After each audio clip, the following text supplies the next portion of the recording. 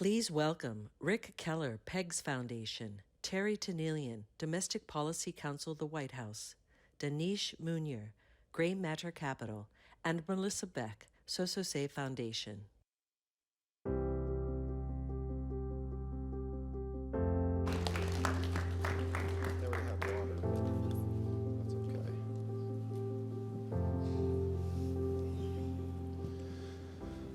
So there's an obligatory thing you have to do. Thank you, Patrick and Amy, for inviting us here, right? My friend, the Green Beret, right? So I get to get that out. Thank you all for hanging with us. I know folks have planes to catch and so forth. So we'll just get right into it. And because Melissa went so short on her speech, she's going to speak last here. Hey, come on, sister. Come on, we're friends. For now. We were. Don't push it. Right. Let me get back on what I'm supposed to be saying. No, I noticed a theme, and it kind of began with the Ewers brothers film screening and Ken Burns. And we had a conversation, Terri and I did in the green room, and then I'm starting to hear this emerging theme. I talked to Rebecca a little bit ago. Like, we're starting to come back to the theme of, like, this is about people. It's not, there's policy. We're going to talk about footing the bill and money. But at the end of the day, it's about our loved ones. It's our brothers, our sisters, our spouses, our kids, and our parents. And we want to center on that as we're going to talk about footing the bill and so forth. But ultimately, this comes back to loved ones. And it's about people. And I would love to be out of business before I die. And Patrick would love to have another cause to raise Cain about, because we've accomplished and finished and fixed this one. And I think that's true for everyone here on stage. And that's an aspirational, visional goal that's probably maybe doesn't get accomplished in a lifetime, but we're sure as heck going to try. And I love the alignment around 90-90-90 20 by 2033. So with that, I want to talk about how we're activating philanthropic investment and government support. And Terri, you've been a trooper, and it's been fun to get to know you here these past couple days. And I think about the unprecedented resources that have started to flow from the federal government beginning in 2020 in response to COVID-19. Can you talk and share a little bit, one, your background if you would, and then two, the impact of that and from your perspective from the government?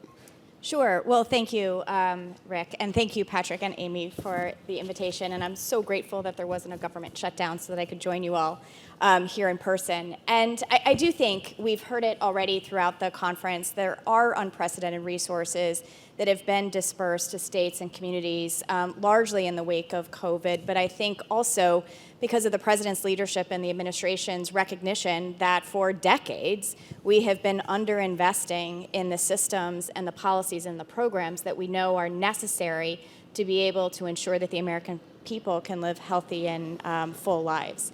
And so as we have seen the distribution of the resources from the American Rescue Plan, it wasn't just the $5 billion that went to HHS to invest in mental health and substance use. We spent a total of $12 billion on mental health and substance use because we know that many of the resources that went to states and through other federal agencies also went to hire more school counselors, to do more in delivery of mental health services, and to do more to address substance use, and particularly the overdose crisis that we are continuing to experience.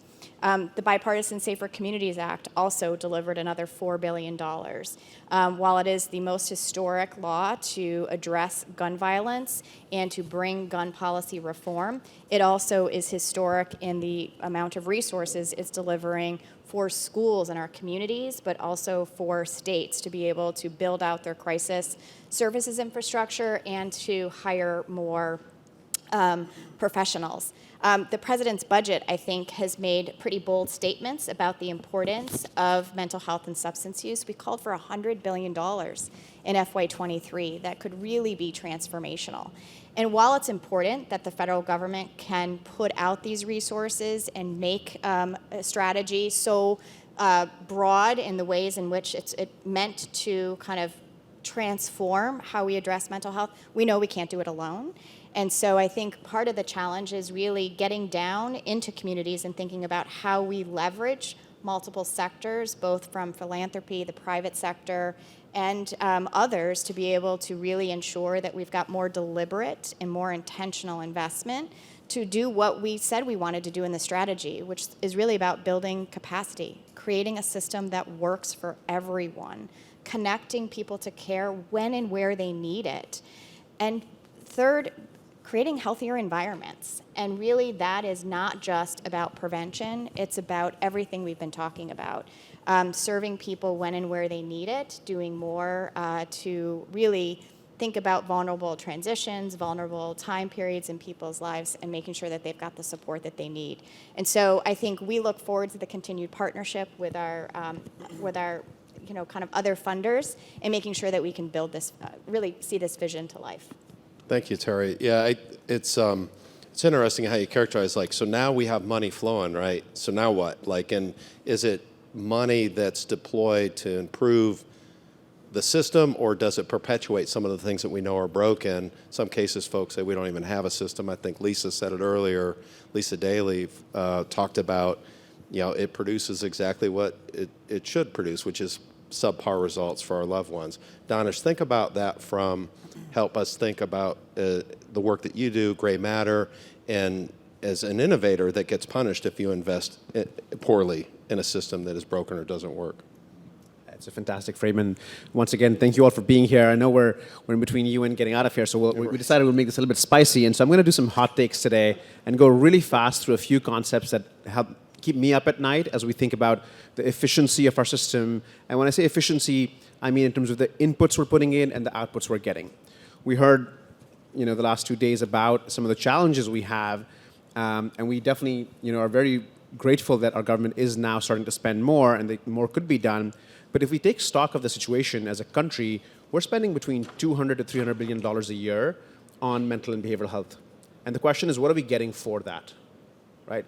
This is not a small amount of money. It's small in the context of our total healthcare dollars. This is a $4 trillion industry. So in some perspective, it is still small, but it's growing, and yet we're not getting the results we want for it. This number has continued to grow for the last 15 years, and our results have only gotten worse.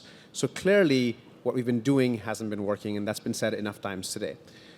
Where we think about innovation, right, and I run a venture firm, we invest in early stage innovation in mental health and brain health, we see the opportunity of results-oriented, technology-based solutions that can scale really quickly and reach people where they are, both working within the existing system and frameworks and payment models that exist today, but also pioneering and proving new models that don't exist today, but doing it quickly, doing it with speed, efficiency, and velocity.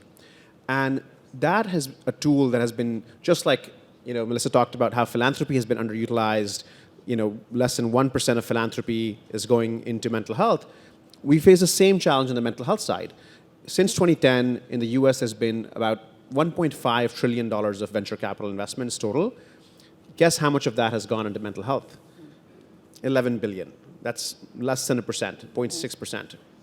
So we have a long ways to go. Now that number has been growing very rapidly. We are on an upswing. In some ways, from an investor perspective, it's actually a really good opportunity, because these dislocations when people aren't investing in something they should be investing is where investors actually do well. So in some ways that's positive, but it's not positive for a country. We need to unlock more of this. And again, we are really sort of applaud this administration, the resources they've been putting into ARPA-H, the resources that are coming in from some of the DoD budgets towards mental health, the veterans budgets towards mental health. These are specifically focused on innovation budgets, right? Not paying for services, but inventing the things that will make our future more efficient, more effective, get us a better bang for buck. And that's what we look for and are excited about.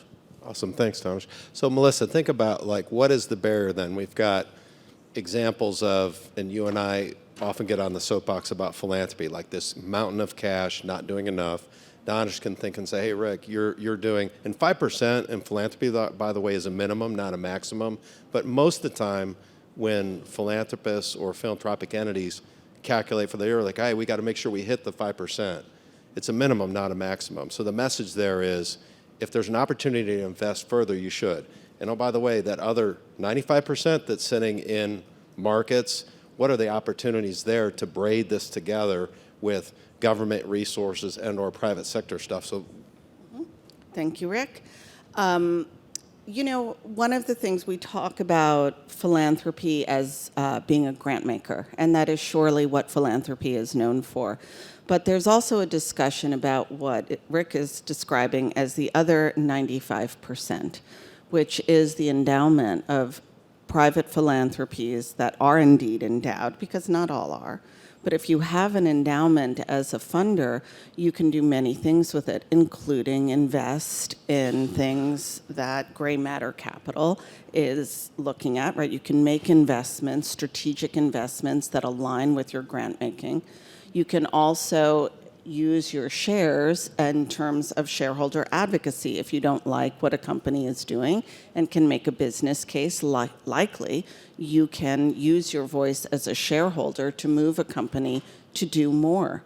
You can also take activities like divesting in things. For example, the divest invest movement with climate, where a number of foundations came together to become signatories to a pledge that they would no longer invest in fossil fuels. And when you're talking about $1 trillion worth of assets, that type of divestment can be quite impactful.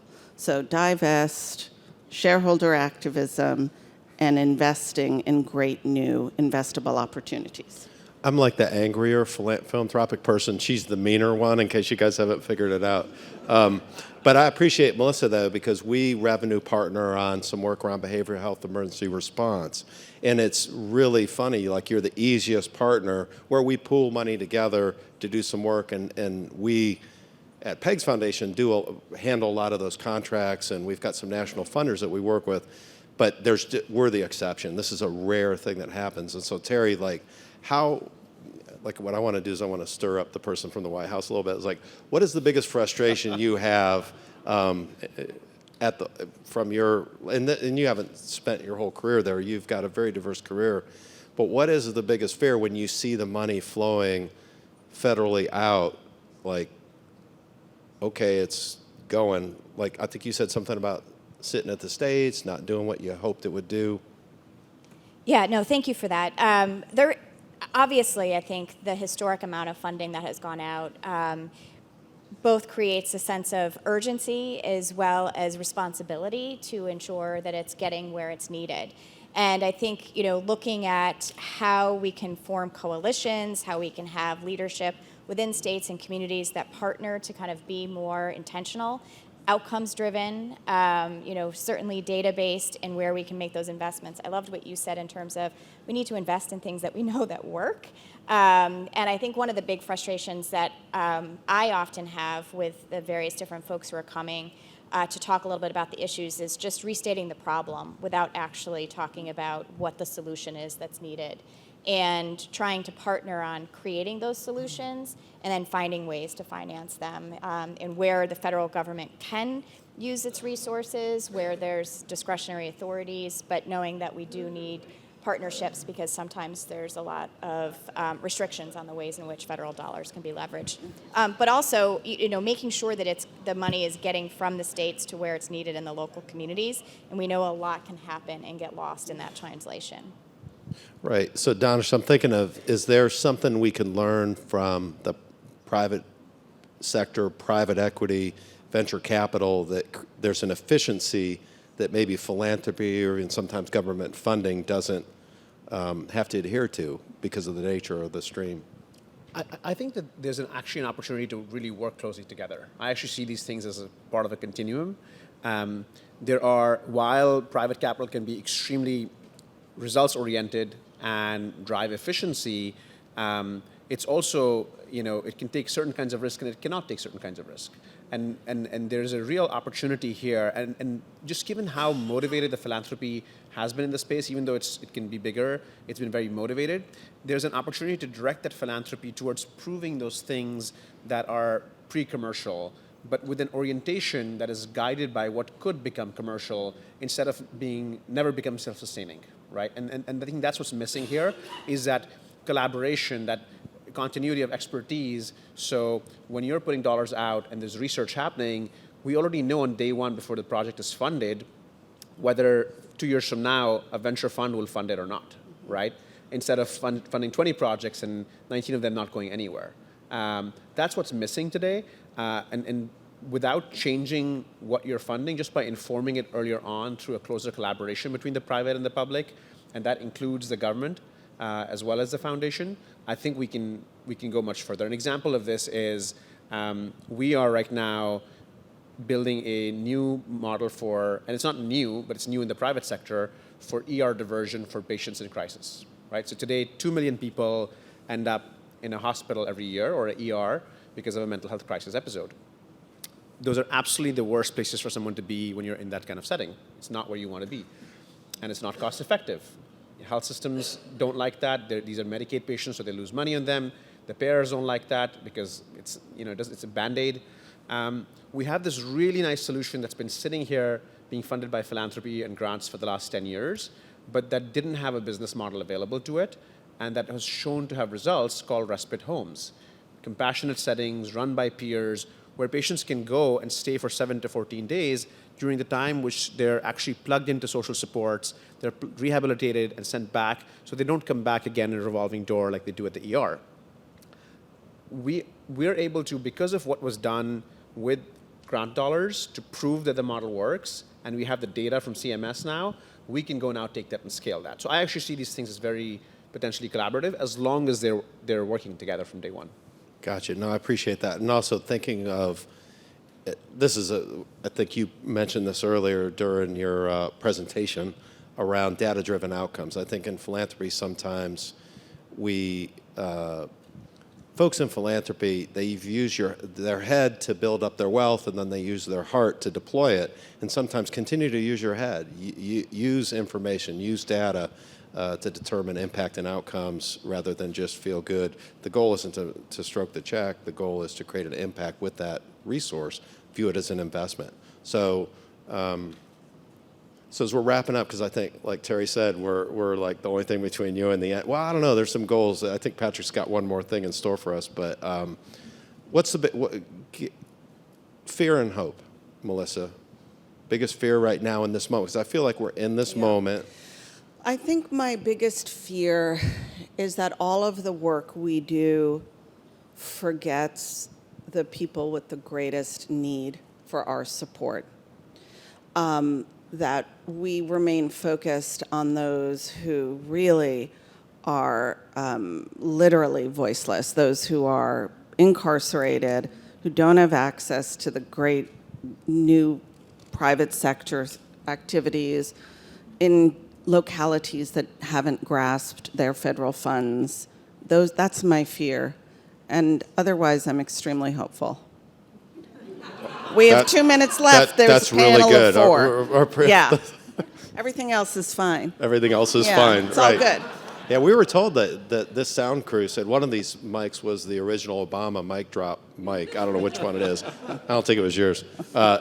Danish, fear and hope. Hope is that this space is attracting talent like it never has before. I got into the space. I was not from the space. I got into the space 13 years ago. And when I first came here, you did not see, engineers from Google and, graduates from Wharton wanting to run to the space. And now I go and speak there, and, they literally, at this year's Wharton class has a WhatsApp group for people who are interested in behavioral health. And 80% of the class is in that group of their healthcare cohort, right? And to me, that is the hope. The fear is that we have a lot of people keep coming and trying to reinvent the wheel when there's so much expertise and wisdom already here, so many lessons that have been learned that are already here, and we need to create that alignment and collaboration so we're not making the same mistakes. We're building and standing on the shoulders of giants. Awesome, thanks. Terri?